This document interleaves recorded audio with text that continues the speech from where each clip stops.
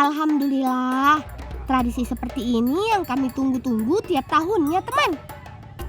Tradisi Mak Meldang sudah berlangsung turun-temurun sejak masa kerajaan Aceh dulu. Acara ini berlangsung di pelukan atau di pasar. Banyak pedagang daging dadakan yang bermunculan. Mereka menjual daging segar mulai dari daging kerbau dan sapi. Bola ngontot dulu. Ket, Ajut. Ngontot dah. Enggak, Ajut. Abu dah. Abu hijau Lampung, Ajut. Oh, kabu. Ket, Dia megang, Ajut. oh. Makasih, Bu Ajut. Abu. Wah, senangnya Paman memberi kami sebungkus daging sapi untuk dibawa pulang. Terima kasih banyak ya, Paman. Semoga dagangannya laris manis. Siap saja, Pak Abu ya. Ya.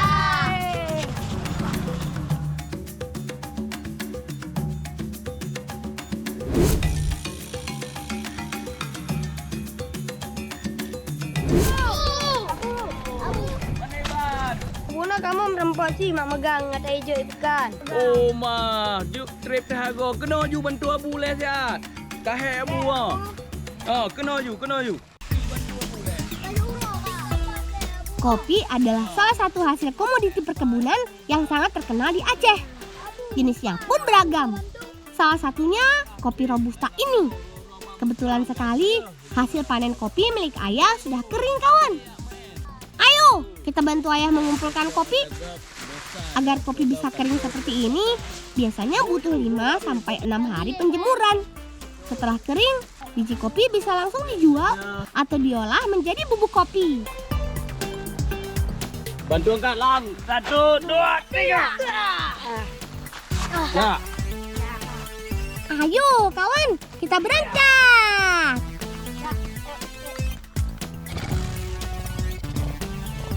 Teman, kendaraan yang digunakan oleh ayahku ini namanya bentor, alias becak motor. Penumpang yang naik bisa lebih dari 1 loh. Pegangan ya, teman-teman.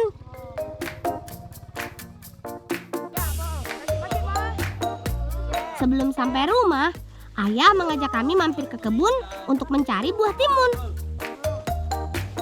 Lang, hati-hati berdedah. Bangju nak apa? Bau. Ke kalon buah timun yang kau masak apa? Bau.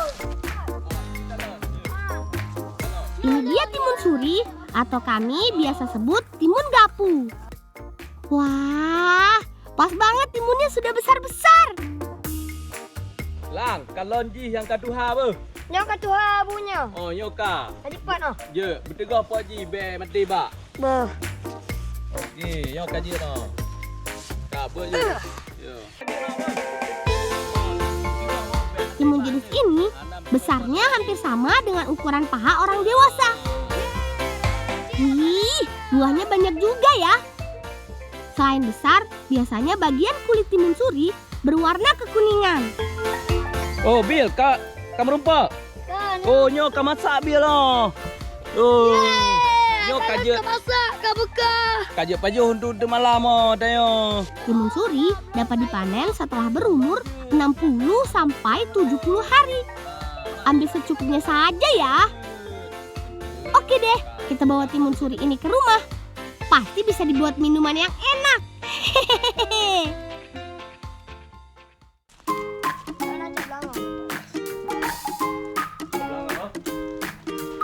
Aku dan Lana mendapat tugas untuk membantu ayah mempersiapkan biji kopi kering untuk diolah menjadi bubuk kopi.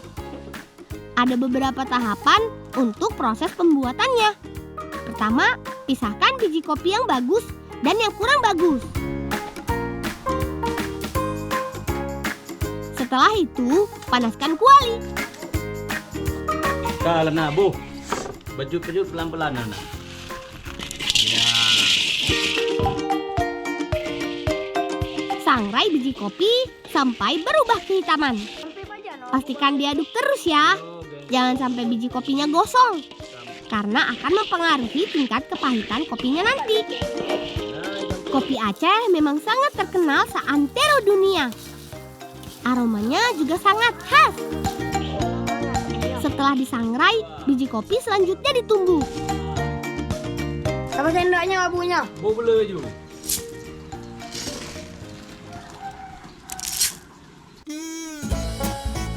Proses menumbuk biji kopi di sini masih tradisional, yaitu menggunakan jengki. Alat ini memiliki bagian lesung berbahan batu yang tertanam di tanah. Masukkan biji kopi, kemudian injak ujung batang alu. Lalu tekan dengan kaki berulang kali sampai biji kopi halus.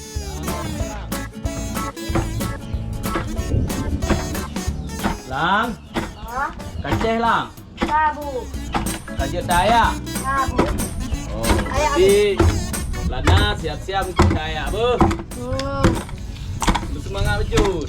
Ya, Abu. Coba Abu saya.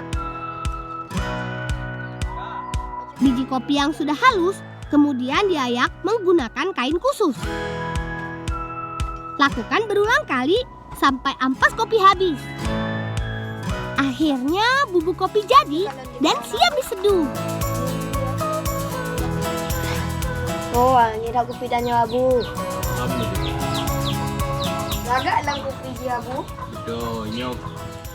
Faiz tolong perpisah anak je bah. Boh. Sementara bubuk kopi dibuat, Abil dan Faiz membantu ibu mengolah timun suri. Permukaan timun suri yang retak menandakan buah sudah bisa untuk diolah teman. Selain enak, kandungan airnya tinggi. Bisa dijadikan sebagai pengganti cairan yang hilang. Cara mengolahnya, pisahkan daging dengan bagian bijinya, setelah itu dikupas.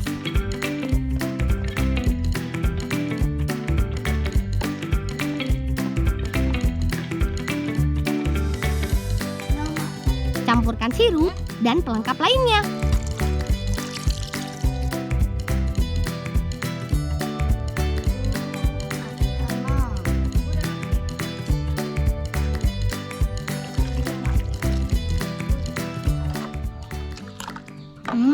Mangat. Belon, Mak. Ini dia, olahan minuman timun suri buatan ibu siap disantap. Tahan ya teman-teman.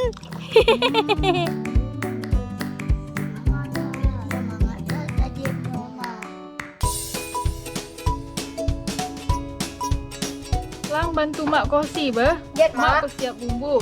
Wak kah kurut ngam berpahapui bah.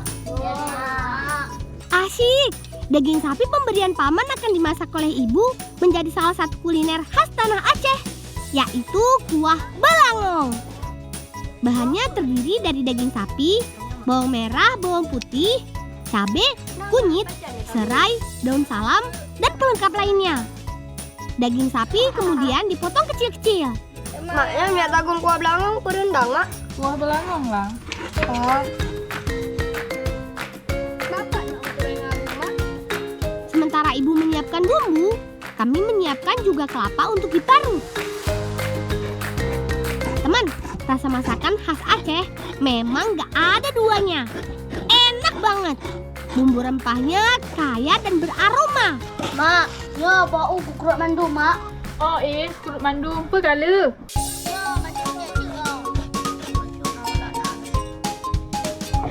Mak, aku uji kalanya. Lihat sambil mak siap bumbu. Lanjut, kita haluskan bumbu. Oh iya, alat yang digunakan ibu untuk menghaluskan bumbu namanya batu semepih. Hampir sama dengan ulekan yang sering kita temukan. Bedanya permukaan alat ini lebih datar dengan alat tumbuk yang besar. Cara menggunakannya mudah kok. Gulingkan batu penghalus di atas bambu. Mak, saya uji kalanya, Mak.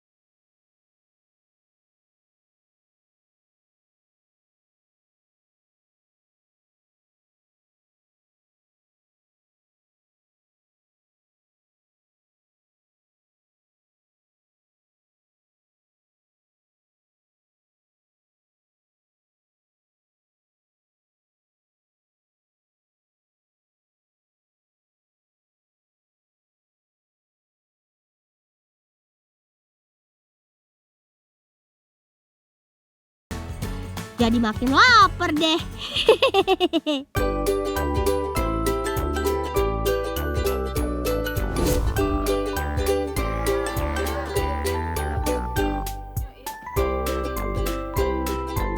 Kita cicipi kuah belangong buatan ibu ya.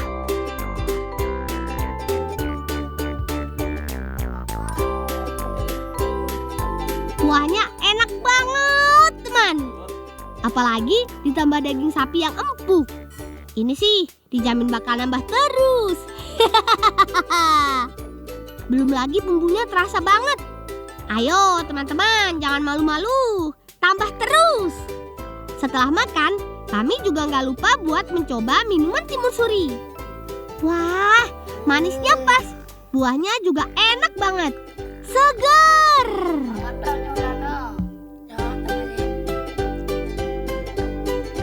Ayah juga nggak mau ketinggalan.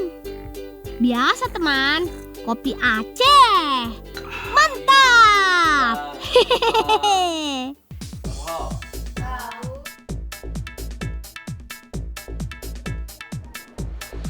Teman, pasti sebagian besar dari kalian sudah tahu dengan buah yang satu ini kan?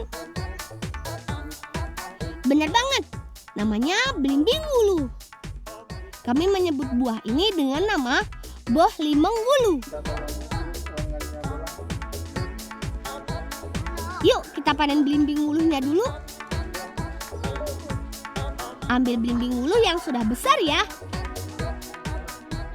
Tanaman yang berasal dari Maluku ini tumbuh subur hampir di semua daerah di Indonesia. Di sejumlah daerah, belimbing wuluh sering dijadikan sebagai bahan masakan. Namun caranya berbeda-beda. Kalau di Jawa Barat, buah ini biasa digunakan sebagai campuran sambal. Kalau di Lampung, sebagai campuran jipang. Sedangkan di Aceh, belimbing wuluh dibuat menjadi campuran masakan asam sunti. Lang, Faiz. Nyok kalanya, tro. Ya, betul ha, betul.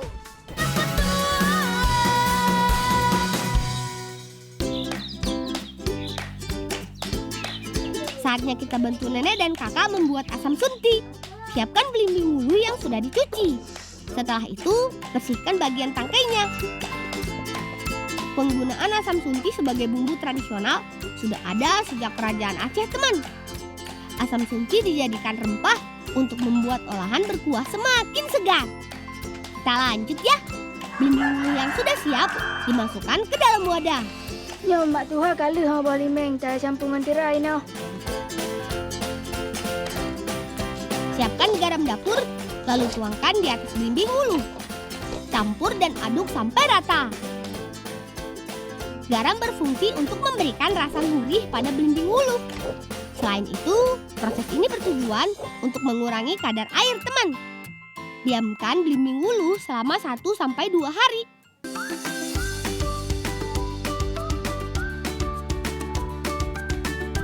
Proses selanjutnya penjemuran. Tata belimbing wuluh di atas belut, lalu jemur sampai kering. Asam sunti yang sudah kering memiliki tekstur yang lembut dengan kadar air sedikit. Kalau dilihat-lihat, asam sunti hampir mirip dengan kurma ya. Asam sunti sangat terkenal, teman. Hampir tiap masakan Aceh, khususnya yang berkuah, selalu menggunakan bahan ini. Selain bisa buat sendiri, asam sunti juga bisa kalian beli di pasar sebagai oleh-oleh khas Aceh. Biasanya 1 kilogram harganya sekitar Rp17.000. Asam sunti tahan sampai 1 tahun loh teman. Asalkan disimpan di tempat yang kering. Matua, kali guna basunti ji. Nah, buat Mbak Mak. Jadi pula asam sunti. Gat matua. Assalamualaikum.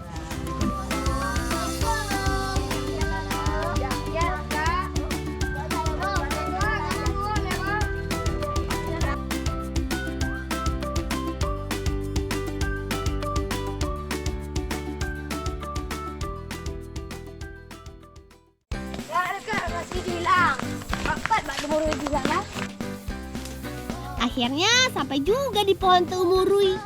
Lokasinya nggak jauh dari rumahku. Langsung kita panjat yuk. Daun murwi yang juga disebut daun kari atau daun koja ini banyak digunakan sebagai bumbu masakan, teman. Bentuk daunnya mirip daun salam, namun ukurannya kecil. Di tempat kami, daun temurui tumbuh liar, teman. Jadi siapa saja boleh kok mengambil daun ini, tapi secukupnya saja ya.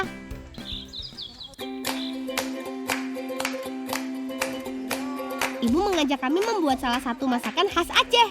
Namanya ayam tangkap. Semua bahan dan bumbu sudah siap. Lucu ya namanya. Nama ini adalah istilah untuk ayam yang digoreng dengan sejumlah bumbu rempah. Untuk bahannya ada potongan daging ayam, bawang merah, bawang putih, daun salam, daun temurui, daun pandan, dan lainnya. Masakan ini menjadi salah satu kuliner yang wajib dicoba ketika berkunjung ke Aceh. Hampir seluruh wilayah di Tanah Rencong ini membuat ayam tangkap, teman. Dari banyaknya masakan ayam tangkap, buatan ibuku sih yang terbaik.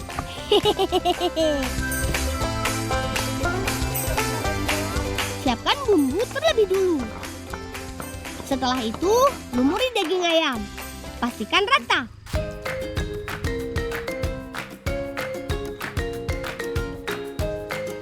Setelah ayam dibumbui, panaskan minyak goreng. Kemudian, goreng ayam selama 10 menit sampai daging kecoklatan.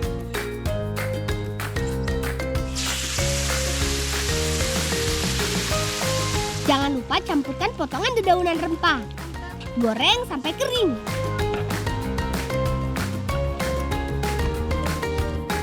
Ibu juga menyiapkan olahan sambal asam sunti. Haluskan cabai merah, campurkan asam sunti. Wih, sambalnya bikin ngiler ya, teman. Ayam tangkap dan sambal asam sunti sudah matang. Saatnya kita makan. Yeay! Ayam tangkapnya gurih banget, teman. Campuran daun pandan dan daun temurui bikin masakan jadi semakin mantap.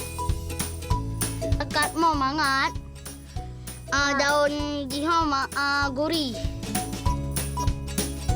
Wih, semuanya lahap. Ditambah cocolan sambal asam sunti, bikin makan makin semangat. Ayo, tambah lagi kawan. Ayam tangkapnya masih banyak tuh. Oh iya, kata ibuku, daun temurui memiliki segudang manfaat untuk kesehatan. Daun ini bisa mengontrol kadar gula darah dalam tubuh. Cocok untuk penderita diabetes. Daging ayamnya lembut banget, teman. Aromanya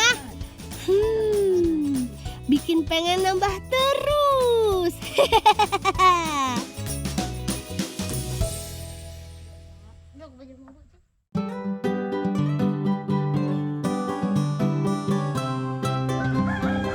Ya, sama Ella. Ya.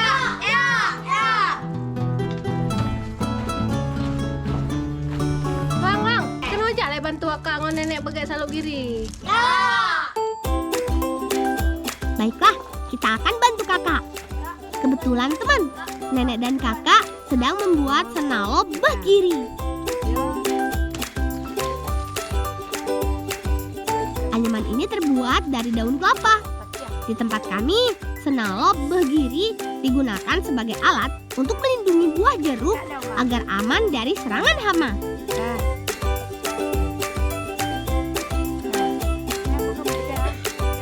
Pembuatan senalop begiri yaitu dengan membuat pola terlebih dulu. Daun kelapa dirangkai menjadi satu kesatuan bulat memanjang. Sekilas bentuknya mirip ketupat tapi berukuran besar. Lon kajut. Abilnya kau saluk giri tapi hukum cicek.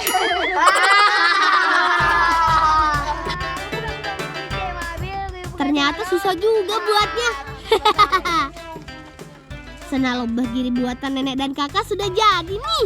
Lang kasih Bandung kan? Kah. Tolong ini memandumnya jak ulampo terus aja saluk begiri bah. Memandumnya. Ya, nggak ada jauh lampau ya.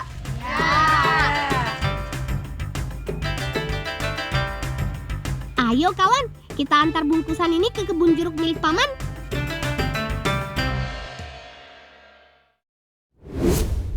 Ya, nggak ada antar senalop lampau. Ya.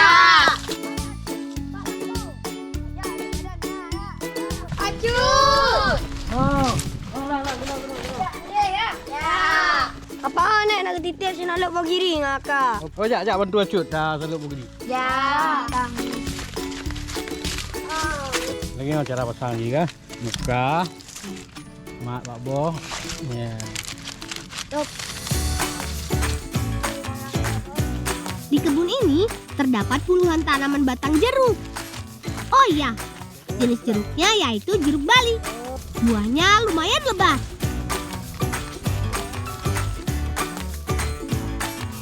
Seperti namanya, senalop yang berarti pembungkus dan behgiri yang artinya jeruk Bali. Bungkusan anyaman ini kemudian dimasukkan ke dalam buah jeruk. Pelan-pelan ya, jangan sampai buahnya terlepas dari tangkai. Nah, makasih banyak Belang weh. Terima kasihnya. Alhamdulillah, rezeki. Terima kasih banyak Paman sudah memberi kami jeruk Bali. Daerah kami banyak menyimpan pemandangan alam yang menakjubkan. Mulai dari persawahan, perbukitan, laut, dan hutan. Yiha! Kita lanjut bertualang, teman.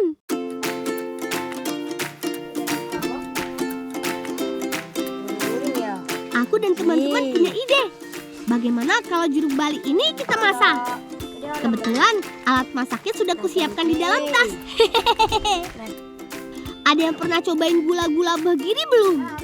Rasanya enak kok. Selain jeruk Bali yang dikasih Paman, kami sudah menyiapkan gula pasir dan cabai merah. Pisahkan kulit dan bagian dalam buah jeruk Bali. Hati-hati ya teman, jangan sampai ada kulit yang tersisa, karena bisa membuat rasa makanan menjadi pahit. Panaskan kuali, masukkan gula, dan masak sampai cair. Aduk terus sampai mengental. Lalu campurkan jeruk Bali yang sudah dikupas. Pastikan gula pasir larut dengan jeruknya ya. Tunggu beberapa saat sampai gula rata. Lalu angkat dan bungkus. Mudah kan?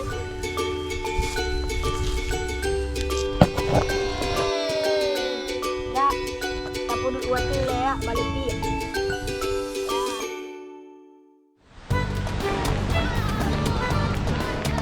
Kalau berkunjung ke Lamno, sempatkan mampir ke pantai ya. Pantai di Lamno gak kalah cantik kok. Sejauh mata memandang, hamparan laut biru memanjakan mata. Belum lagi pasirnya yang halus. Teman, saat air surut, di Pantai Lok Maneh terdapat banyak cua atau siput hitam panjang. Untuk mendapatkan siput ini ternyata mudah. Cukup ambil dan masukkan ke dalam wadah. Di pasar tradisional, cua banyak dijual. 1 kilogramnya Rp10.000.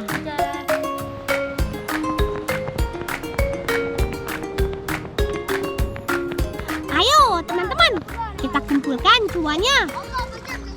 Dibandingkan siput pada umumnya, cua ternyata cukup kecil. Urusan rasa, jangan ditanya teman. Dijamin enak banget. Hore! Hasil cua yang kami tangkap lumayan banyak.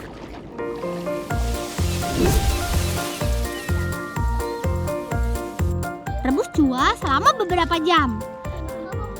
Pastikan dagingnya matang sempurna ya. Cua yang sudah direbus, biasanya bagian daging akan keluar dengan sendirinya teman.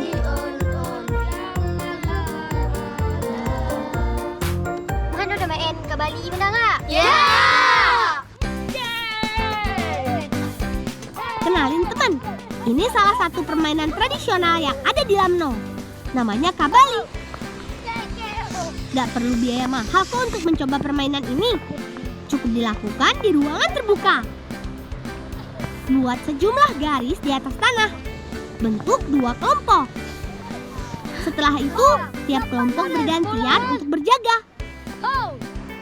Kelompok yang berjaga bertugas menangkap kelompok yang lari dan ingin menembus garis pertahanan.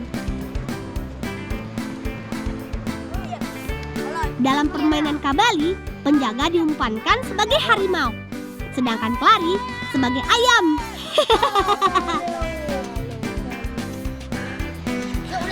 Ayo, ayam, lari yang kencang. Jangan sampai ditangkap harimau. Kelompok lari yang tertangkap berarti kalah. Kalau mereka lolos, berarti mereka yang menang.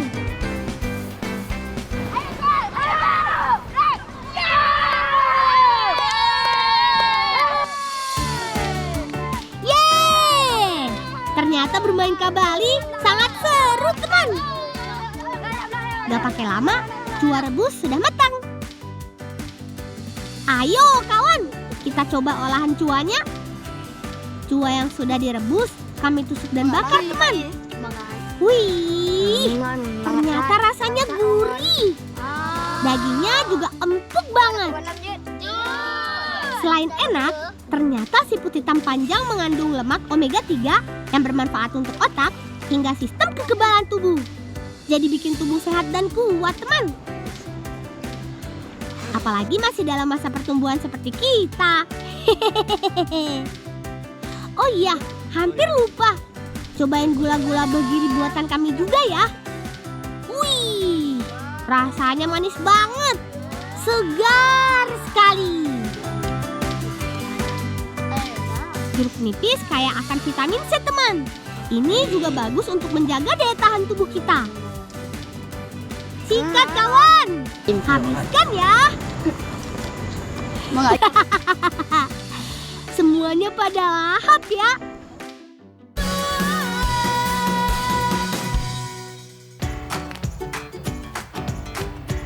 Kegiatan berburu ikan sering kami lakukan sepulang sekolah, teman. Alat yang kami gunakan yaitu jala dan panah. Oh iya, panah ikan ini buatan kami sendiri loh. Bagian ujung panah diberi kawat kecil dan direkatkan dengan karet. Hati-hati ya Faiz, jangan sampai panah terkena kakimu. Proses berburu ikan memang cukup sulit, teman. Selain ikan yang kami cari cukup langka, sungai Kluweng Inong ini juga besar. Lihat teman, sungainya jernih banget ya. Suasananya masih alami dan terjaga kebersihannya. Airnya juga sangat dingin. Hayo, siapa mau ikutan nyebur bareng kami?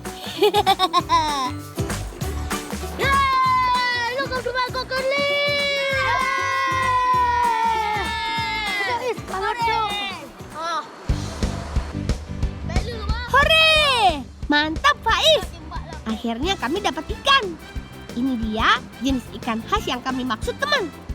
Namanya ikan kerling. Ikan kerling adalah jenis ikan air tawar yang habitatnya di sekitar sungai yang mengalir. Ikan ini menjadi salah satu ikan yang banyak dicari, khususnya di Provinsi Nangro, Aceh Darussalam.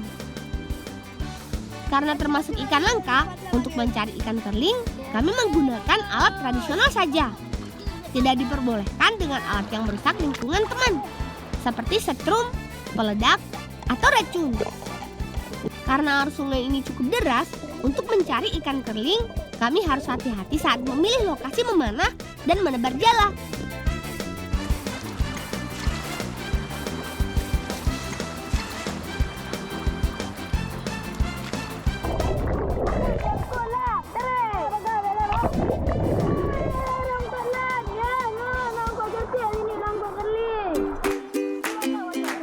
Asyik, akhirnya ada juga ikan kerling yang terperangkap. Wah, hasil tangkapan kami lumayan banyak.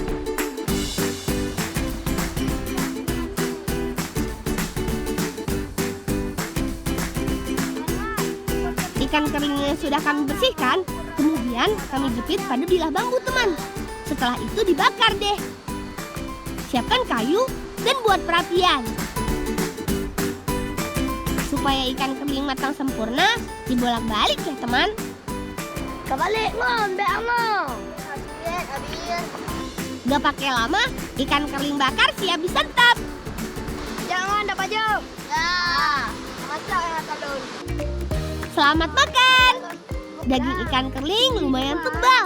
Rasanya juga sangat gurih. Nikmatnya makan ikan bakar dengan pemandangan sungai yang indah. Ayo kawan, kita habiskan. Teman, terima kasih sudah mengikuti keseruan kami, anak-anak kampung Bak Paoh, Lamno Aceh Jaya. Tetap jaga dan lestarikan alam dan budaya kita ya. Salam cinta anak Indonesia, salam bocah petualang.